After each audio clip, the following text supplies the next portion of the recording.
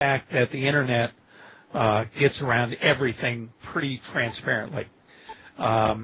It's just too doggone easy to put money in a bank in America and go to a foreign country, find a branch of that American bank, and pull it out over there.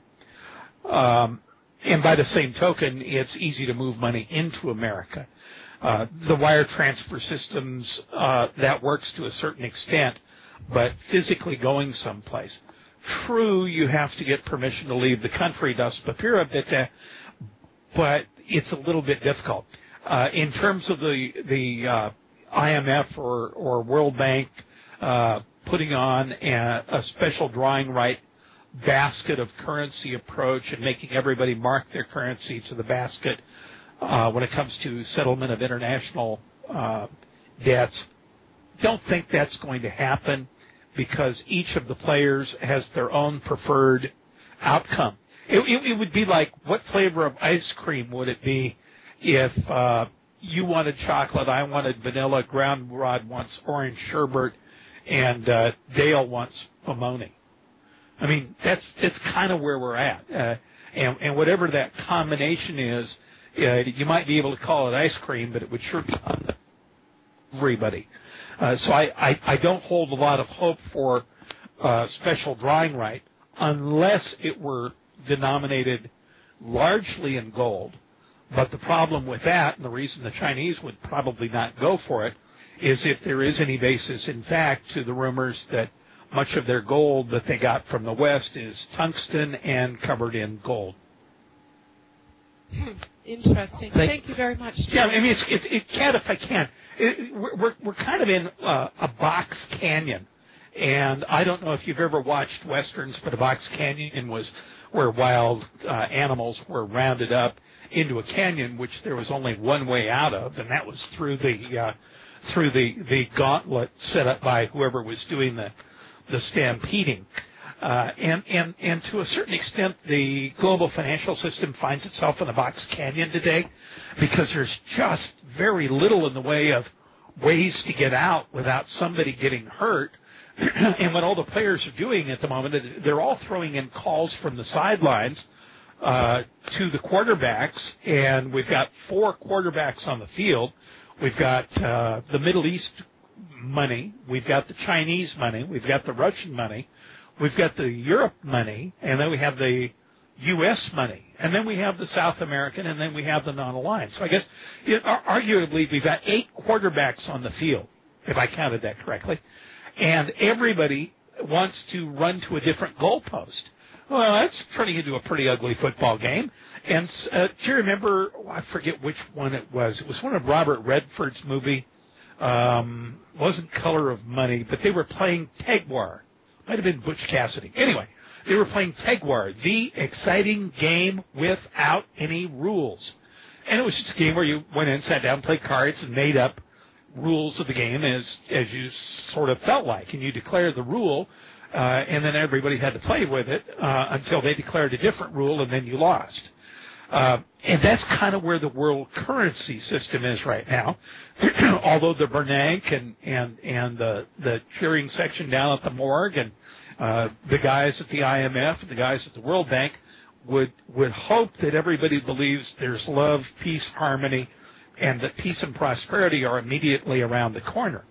I got in so much trouble on Friday, by the way, for referring to the Internet invasion of cheap overseas labor, not the unions, as being the reason for job losses in America, that had gone to what I called the third world.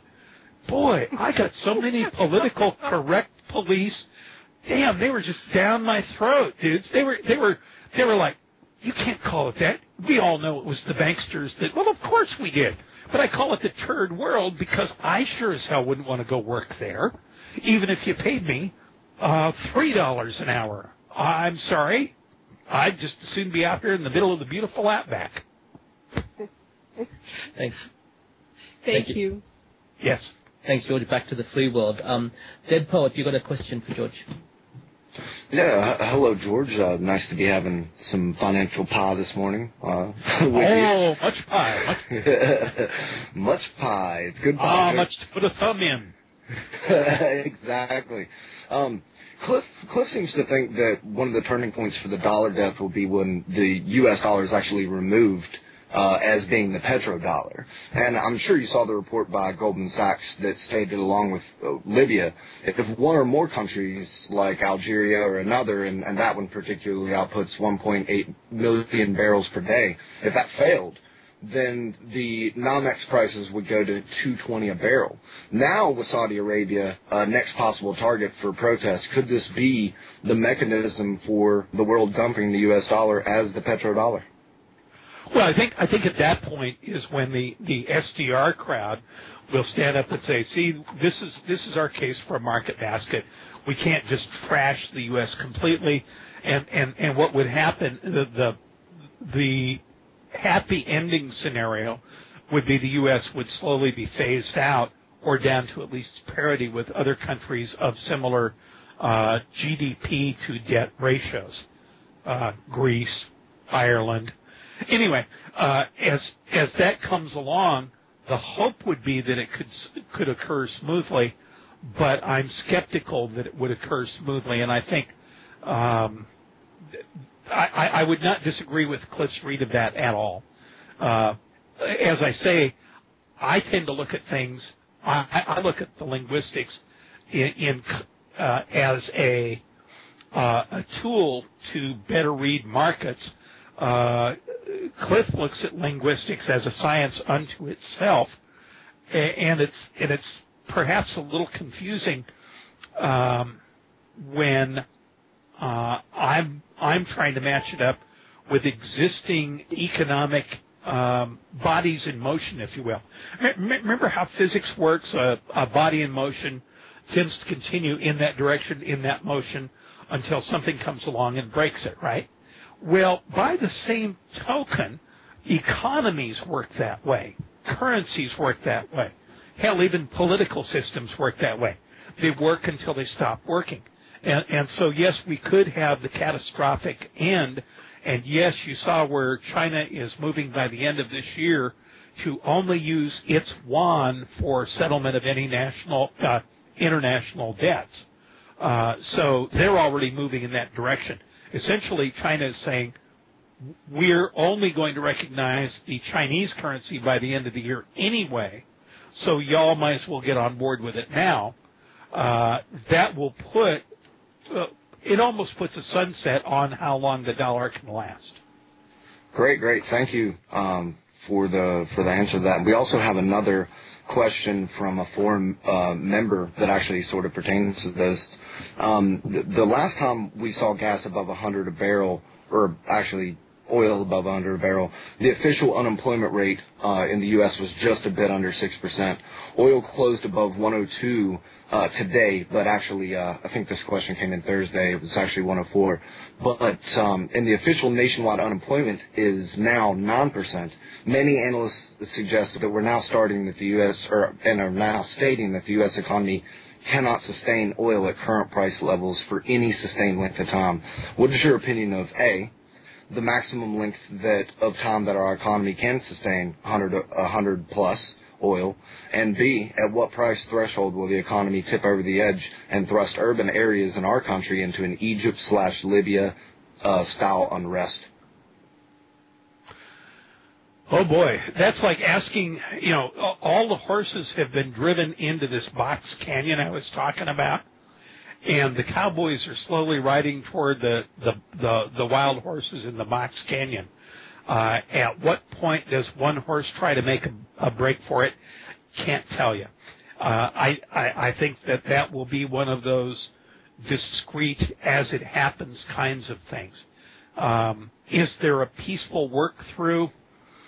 Maybe not. I like to remain optimistic that the muddle through can be pulled off, but to do so, it would require extraordinary moves, which would be extraordinarily controversial. And I think the country is deeply divided now to the point where we cannot get a consensus on much of anything. And so it could well become an inevitable outcome. Sorry.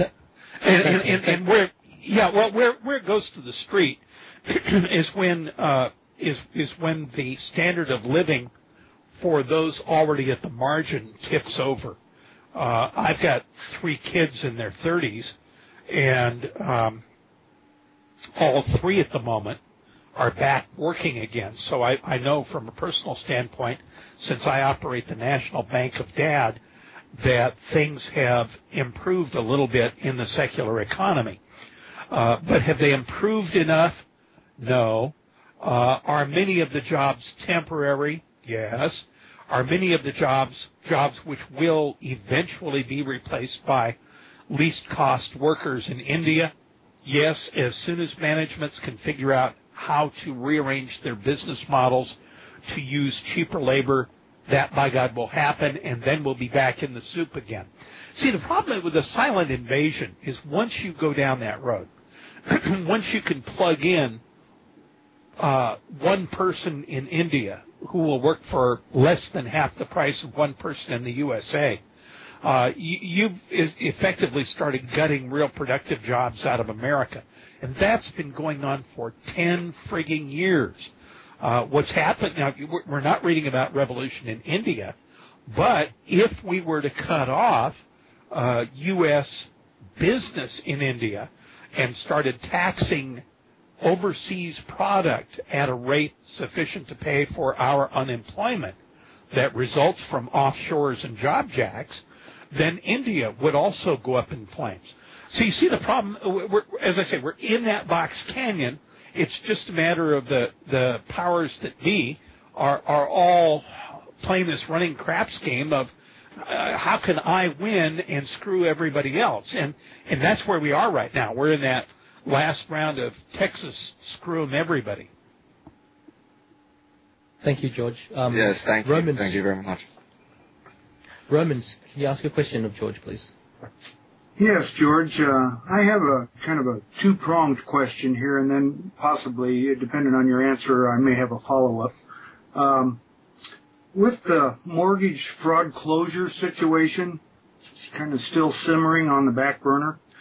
What is your gut feel for how that situation will play out? And just for the listeners, we're referring here to the fact that in many cases the banks and mortgage companies fail to adhere to real estate law and have the appropriate documents updated and recorded, etc.